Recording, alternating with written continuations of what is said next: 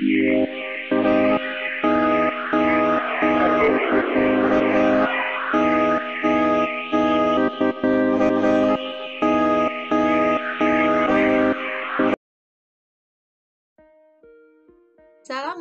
warahmatullahi wabarakatuh.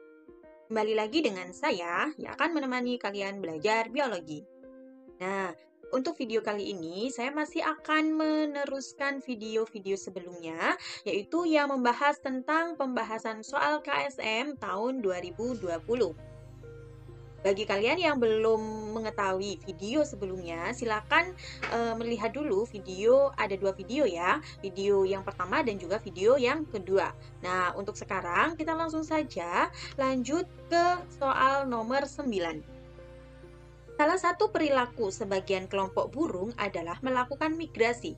Mereka terbang menempuh ratusan atau ribuan kilometer. Allah lah yang menerbangkan burung tersebut, sebagaimana firman-Nya dalam surat An-Nahl ayat 79 yang artinya, tidakkah mereka memperhatikan burung-burung yang dimudahkan terbang di angkasa bebas? Tidak ada yang menahannya selain daripada Allah. Sesungguhnya pada yang demikian itu benar-benar terdapat tanda-tanda kebesaran Tuhan bagi orang-orang yang beriman. Terkait migrasi burung, manakah pernyataan berikut ini yang tidak tepat? Oke, berarti di sini kita harus mencari yang tidak tepat. Sebelum kita meneruskan ke opsi jawabannya, sekarang saya bisa menerangkannya seperti ini. Yang namanya migrasi burung, saya tulis di sini ya.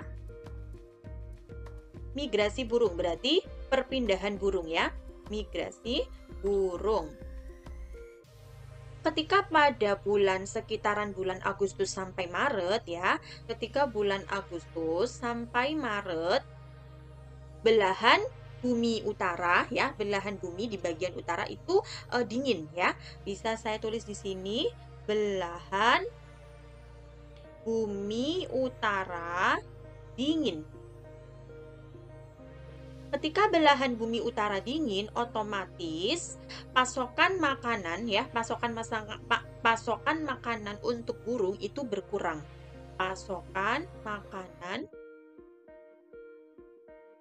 burung berkurang. Kenapa? Karena pada saat musim dingin itu kan tidak banyak panas. Sedangkan yang namanya burung itu biasanya memakan biji-bijian atau mungkin juga memakan daging. Tapi kalau yang pemakan daging atau yang lain sebagainya pasti memakan tumbuhan juga ya. Nah, ketika musim dingin itu kan tumbuhan-tumbuhan itu kan tidak banyak melakukan fotosintesis. Artinya apa? Ketika tumbuhan itu tidak banyak mengalami atau tidak banyak melakukan fotosintesis, otomatis buah atau biji yang dihasilkan juga berkurang. Makanya di sini dikatakan pasokan makanan untuk burung itu juga berkurang. Nah, ketika pasokan makanan untuk burung itu berkurang, maka yang namanya burung itu akan melakukan perpindahan ya, bermigrasi. Burung akan bermigrasi ke belahan bumi selatan ya.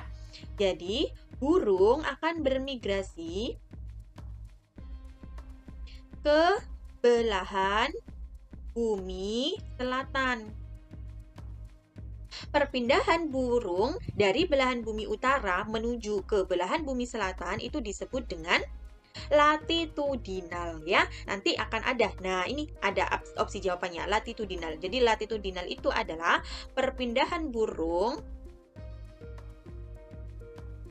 dari belahan bumi utara menuju ke belahan bumi selatan. Nah, sekarang yang menjadi pertanyaannya, kenapa sih burung itu bermigrasi ke belahan bumi selatan?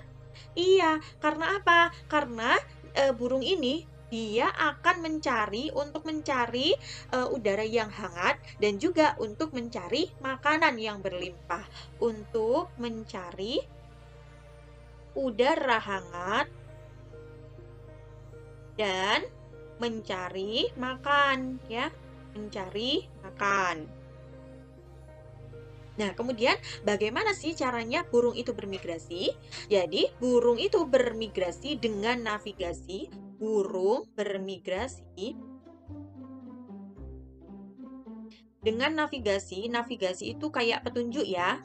Navigasi matahari, kemudian bintang, dan juga medan magnet. Kalau burung yang bernavigasi dengan matahari itu burung biasa ya, burung biasa karena dia terbang pada pagi hari ketika ada matahari. Kemudian kalau burung yang bernavigasi dengan bintang itu biasanya burung nokturnal atau burung yang hidup di malam, mencari makan pada malam hari. Kemudian kalau untuk burung yang bernavigasi dengan medan magnet itu burung-burung tertentu saja ya. Nah, dari penjelasan ini sekarang kita lihat opsi jawabannya. Untuk yang A, latitudinal merupakan migrasi burung dari bagian utara bumi ke bagian selatan. Ya Allah, ini sudah di apa namanya? Ini sudah dijelaskan, saya jelaskan lagi ya, nggak apa-apa. Berarti yang A benar. Kemudian yang B, burung bermigrasi mengikuti gerak matahari, bintang, medan, dan magnet bumi. Benar, ini bintang dan magnet medan dan magnet bumi. Kayaknya ini medan magnet gitu ya. Kalau ini berarti benar ya. Kemudian yang C, burung bermigrasi untuk menghindari perubahan suhu yang ekstrim. Benar atau salah? Benar ya. Karena apa? Karena di belahan bumi utara pada awal kehidupannya itu suhunya dingin. Kalau suhunya dingin nanti dia akan sulit mencari makanan gitu. Jadi dia harus bermigrasi atau berpindah. Kemudian yang D, sebelum bermigrasi, burung menurunkan berat badannya untuk memudahkan terbang. Benar atau salah? Seolah-olah benar ya, jangan salah. Ketika burung itu akan bermigrasi, karena di sini pasokan makanan burung ini berkurang, otomatis apa yang terjadi? Burung itu makan lebih banyak makanan, ya, makan lebih banyak makanan sebelum makanan itu habis. Nah, perkara nanti yang memudahkan dia itu bisa terbang, itu bukan makanan yang berapa besar makanan yang dimakan, bukan, tapi dengan menggunakan formasi burung. Makanya kalau kita biasanya melihat burung dengan formasi terbangnya itu V biasanya ya, huruf V. Itu yaitu tujuannya untuk memudahkan burung terbang. Biasanya apa? Biasanya yang di depan itu adalah burung yang paling besar. Semakin ke belakang, burungnya itu semakin kecil. Karena apa? Karena yang di depan itu kan untuk apa ya namanya ya? Untuk menahan angin ya, untuk menahan anginnya. Jadi kekuatannya juga harus lebih besar daripada yang di belakang. Begitu penjelasannya ya. Jadi untuk yang nomor 9, karena di sini yang diminta adalah pernyataan yang tidak tepat, maka jawabannya adalah yang D. Oke, bisa dipahami ya. Sekarang kita lanjut ke soal nomor 10. Perhatikan gambar berikut. Maaf ya, ini adalah tulisan saya karena seperti yang saya bilang di awal video, saya mengetahui soal ini itu dari apa namanya, dari web-web ya, dan webnya itu ada sih gambarnya, cuman nggak jelas. Dan pada saat itu saya langsung gambar, karena saya menulis semua soalnya di buku catatan saya. Nah, ini adalah gambarnya. Tidak ada yang saya kurangi, seperti ini ya. Status nasab seseorang sangatlah penting untuk diketahui. Dalam agama Islam, ini berhubungan dengan penentuan masalah hukum waris, wali pernikahan, kafa'ah suami terhadap istri dalam pernikahan, dan juga masalah wakaf. Ketika B menderita buta warna, maka cucu manakah yang menderita buta warna ketika semua pasangan anaknya normal? Oke, ini diketahui bahwa yang B ini buta warna. Buta warna, karena dia ini adalah nenek ya, nenek ya. Ini nenek, berarti kalau nenek punya anak, ini anaknya.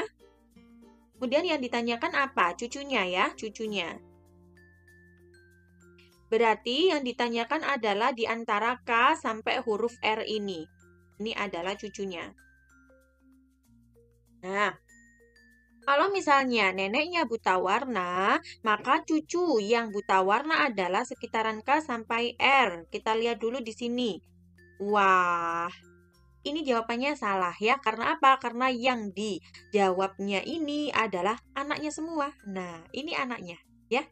Anaknya, bukan cucunya. Padahal di sini yang diminta adalah cucunya. Berarti otomatis untuk yang nomor 10 tidak ada. Ya, tidak ada itu bukan berarti tidak ada yang buta warna, bukan, tapi tidak ada jawabannya karena di sini yang diminta cucunya, bukan anaknya, ya. Padahal yang dijawabannya ini adalah anaknya semuanya, mulai dari C sampai H, ya. Oke, bisa dipahami? Oke, sekarang kita lanjut ke soal nomor 11. Nah, masih dengan pedigree ya. Perhatikan gambar berikut. Apakah kemungkinan golongan darah T jika golongan darah kakek dan neneknya adalah A homozigot? Berarti yang mana T? Ini T ya. Ini T berarti kakek dan nenek. Yang ditanya kakek dan nenek. T ini anaknya LMN dan kakeknya berarti ini ya EF. Nah, untuk memudahkan kita langsung ambil yang ini saja ya. Oke, saya tulis lagi di sini. Ada kakek dan nenek ya. Kakek dan nenek, dia punya anak yang namanya M. Nah, M ini menikah dengan N. Dia punya anak yang namanya T ya. Nah, di sini saja. Diketahui bahwa kakek dan neneknya adalah A homozigot. A homozigot berarti genotipnya adalah IA karena di sini homozigot. Karena dia A homozigot semua, berarti di sini dia genotipnya IA. Untuk yang F juga IA. Nah, kalau kedua orang tuanya punya darah A homozigot, maka anaknya kan M ya, otomatis juga A homozigot ya. Nah, ini sudah otomatis. Nah, kemudian berarti yang ditanyakan di sini adalah yang N-nya. N-nya kan tidak diketahui. N-nya itu apa ya? Nah, langsung saja karena tidak diketahui, maka kita kemungkinan golongan darah kan ada 4 ya. Kita langsung saja sepertinya 4 gitu. Untuk golongan darah A, kemudian kemungkinan juga B, kemungkinan golongan darahnya AB, kemungkinan juga golongan darahnya 0 atau O. Nah, sekarang ketika ketika yang N ini golongan darahnya A, maka dia punya genotip IA atau IAI 0. Kemudian bila golongan darah si N adalah B, maka genotipnya adalah IB atau IBI 0. Ya. Kemudian bila golongan darah si N adalah AB, maka otomatis genotipnya adalah IAIB. Dan ketika golongan darahnya 0, maka genotipnya adalah I0. Nah, kalau misalnya nah, dari sini maka kemungkinan T, kalau kalian bingung dengan kayak gini ya, bisa kalian jadikan tabel. Misalnya kayak gini nih. Tabelnya gini. IA, IO, IB, IBI 0, IAIB, I0. Ini semuanya adalah genotip dari si ibu ya. Kemudian yang di sini yang ayahnya cuma satu, IA. Setiap anak itu punya satu dari ayahnya dan satu dari ibunya. Jadi kita silangkan ya. Maka hasil silangnya adalah yang ini IA. Kemudian yang ini IA atau IAI0. Kemudian yang ini IAIB ya.